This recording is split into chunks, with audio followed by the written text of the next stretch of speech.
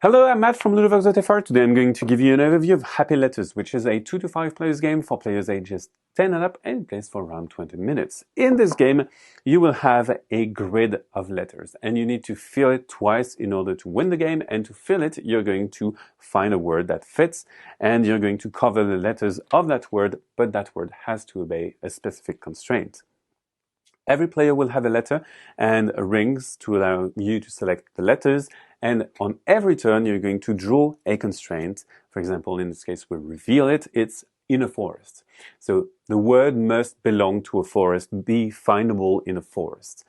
So now every player is going to think about a word simultaneously, and for example, I could think about mushroom. Mushroom can be found in the forest, and I can place it here. So I will cover the different spaces. In this case, there is an M in mushroom, there is a U, there is an O, there is no P, obviously. If I am happy with my selection, I will flip the send timer, and that means that the other players will have 20 seconds to find their word and place their rings. However, if I have flipped the send timer, I cannot touch my rings again. And we're going to check the words. So in my case, mushroom, I see that there is an M, I see that there is a U, there is an O, and it is findable in the forest. So I'm going to validate everything and run it by the other players who are going to validate it. However, if my word doesn't get validated, I simply remove my rings and I don't get these tokens. That player will have moss. We can find moss in the forest, so that's fine. And they will place 2 like so, and that player will have tree line. So it's a more ambitious words, and he's going to cover everything with it.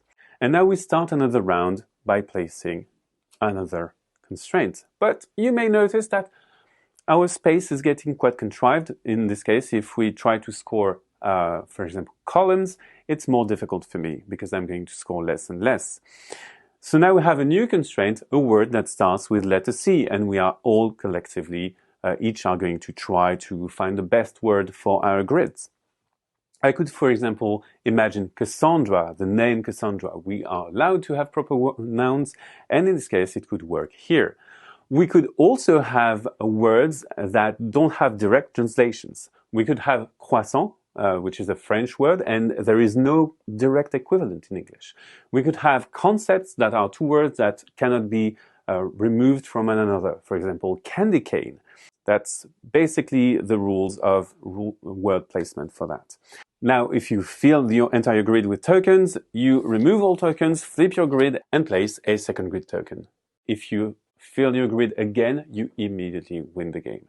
And that's the basic gist of Happy Letters. Now you see that we have 6 levels of grids, and the higher levels of grids will have different letters, different arrangements, more complicated letters as well. For example, here's an X, a J, and so on. And you can play with different grids. For example, if you are more at ease with word games and letter games, you can have a higher difficulty and other players a lower difficulty. You also have a master tile. You can use this master tile to cover some of the easy letters so that you have something different. You also have an achievement sheet to see who is the best at Happy Letters. And that's it for this game. This game is all about finding the right word that obeys the constraint and that fits on a row or column. Now, bye-bye. See you on Ludo.fr.